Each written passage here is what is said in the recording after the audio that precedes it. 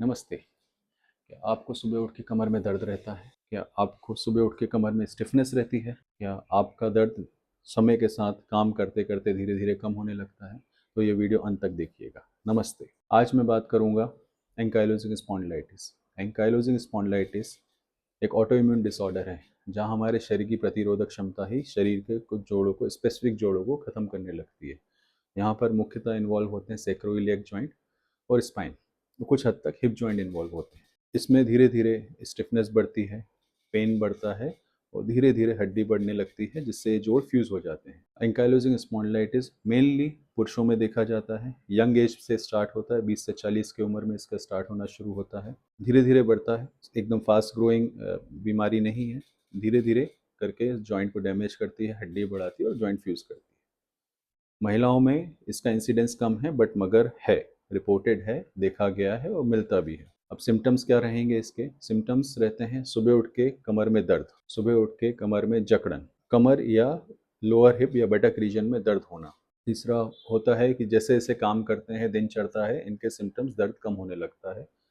थकावट रहना, सांस लेने में दिक्कत क्योंकि फ्लेक्सिबिलिटी कम होने लगती है, चेस्ट एक्सपेंशन कम होता है। धीरे धीरे विद टाइम आपकी स्टिफनेस बढ़ जाएगी और फ्लेक्सिबिलिटी कम हो जाएगी।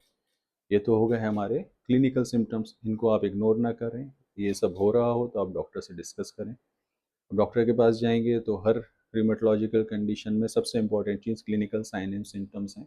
जो भी इन्वेस्टिगेशन है, एक्सरे, एमआरआई, ब्लड टेस्ट, ये सब सपोर्टिव हैं। तो इसमें सपोर्टिव इन्वेस्टिगेशन में हम क्या क्या कराएंगे?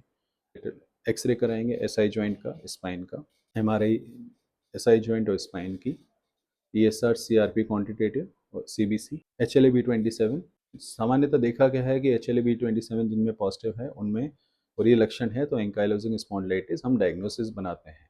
बट अगर ये सिम्टम नहीं है, सिर्फ एंकाइलोजिंग स्पॉन्डिलाइटिस, सिर्फ HLA-B27 पॉजिटिव है, तो हम डायग्नोसिस अपनी विथहोल्ड करते हैं, रिजर्व रख दें, क्योंकि HLA-B27 जो जीन है वो नॉर्मल पॉपुलेशन में भी पाया जाता है। अब हम बात करेंगे ट्रीटमेंट की। सबसे इंपॉर्टेंट चीज़ इस प्रकार के गठिया में, एंकाइलोजिंग स्पॉन्डिलाइटिस में, एक्सरसाइज है। एक्सरसाइजेज यहाँ पे आप फिटनेस के लिए नहीं करेंगे, यहाँ पे एक्सरसाइज आप करना औषधि रूप में करना है। मतलब कि जितना खाना आपके लिए इम्पॉर्टेंट है, सांस लेना इम्पॉर्टेंट है, उतना ही एक्सरसाइज करना इम्पॉर्टेंट है। जितनी आप एक्सरसाइज करेंगे उतनी आपकी फ्लेक्सिबिलिटी बनी रहेगी, स्टिफनेस कम रहेगी, इन्फ्लामेशन कम रहेगी, दवाई का रिक्वायरमेंट कम हो जाएगा, आपकी फ्यूजन के चांसेस कम हो जाएंगे। दूसरी चीज़ आती है फिजियोथेरेपी। थेरेपी वाला पार्ट शुरू के स्टिफनेस, पेन को कम करने के लिए बहुत ज़रूरी है। ये आपको लेना है, इससे फ़र्क दिखेगा। तीसरी इंपॉर्टेंट चीज़ है एंटी इन्फ्लामेटरी मेडिकेशन, जो आपके शरीर में इन्फ्लामेशन को कम करेगी, डिजीज़ को कंट्रोल करेंगी।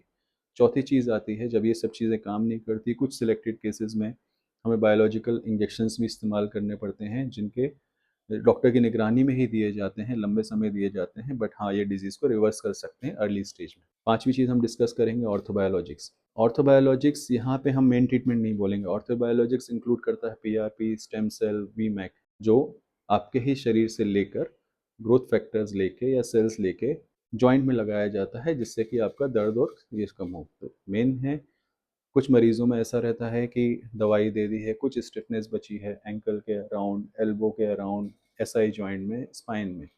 इन मरीजों के लिए स्टेरॉयड ना देते हुए हम ऑर्थोबायोलॉजिक्स प्रेफर करते हैं। ऑर्थोबायोलॉजिक्स में पीआरपी, जिससे, और देखा गया स्टडीज़ ये कहती हैं कि इनका इफेक्ट लॉन्ग टर्म है, स्टेरॉयड से ज़्यादा पोटेंट है, स्टेरॉयड से ज़्यादा सेफ हैं और लंबे समय तक काम करते हैं और हार्मफुल भी नहीं, क्योंकि आपके शरीर के द्वारा ही, आपके शरीर से ही ब्लड लेकर बनाए जा रहे हैं या आपके शरीर के ही बोन मैरो लेकर बनाए जा रहे हैं। तो ऑर्थोबायोलॉजिस्ट का सपोर्टिव रोल है। पांचवी चीज़ हम आएंगे कि इसका प्रोग्रेशन कैसा होता है, दवाई हमें कब बंद करनी है। हम इसमें ट्रायल दे सकते हैं कुछ समय बाद, जब मरीज के इन्फ्लामेटरी मार्कर्स कम आने लगे, मरीज के सिम्टम्स क्लिनिकली इंप्रूव हो जाएं, तब हम एक ट्रायल देते हैं कि मरीज अपनी एक्सरसाइज और फिजियोथेरेपी कंटिन्यू रखें और दवाइयाँ बंद करके देखें। अगर सिम्टम्स ठीक रहते हैं, एंटी इन्फ्लामेटरी मार्कर्स ठीक रहते हैं, इन्फ्लामेटरी मार्कर्स हमारे ठीक रहते हैं, तो हम दवाई कुछ समय तक रोक सकते हैं। बट अगर दोबारा सिम्टम्स आ रहे हैं तो दवाई हम कंटिन्यू रखते हैं। डिजीज़ कंट्रोलेबल है, कोई भी प्रकार का गठिया कंट्रोलेबल है, क्योरेबल नहीं है। मतलब जैसे हम डायबिटीज़ को दवाई के द्वारा कंट्रोल कर सकते हैं, बीपी को दवाई के द्वारा कंट्रोल कर सकते हैं, थायराइड को दवाई के द्वारा कंट्रोल कर सकते हैं, बट जड़ से ख़त्म नहीं कर सकते हैं, उसी प्रकार से गठिया आपका कंट्रोल रहेगा। आप अपनी सामान्य जीवन शैली व्यतीत कर पाएंगे, डे टू डे एक्टिविटी में कर पाएंगे, स्पोर्ट्स एक्टिविटी एंजॉय कर पाएंगे, आप अपनी लाइफ एंजॉय कर पाएंगे, बट आपको कुछ मेडिकेशंस और एक्सरसाइज रिलीजियसली करना पड़ेगी। तो ये थी।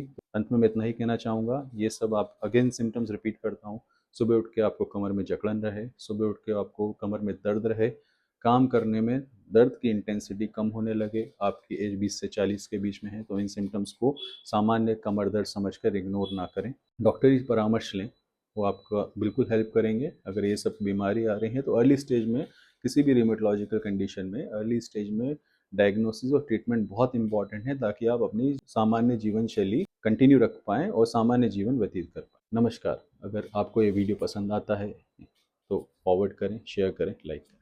Thank you.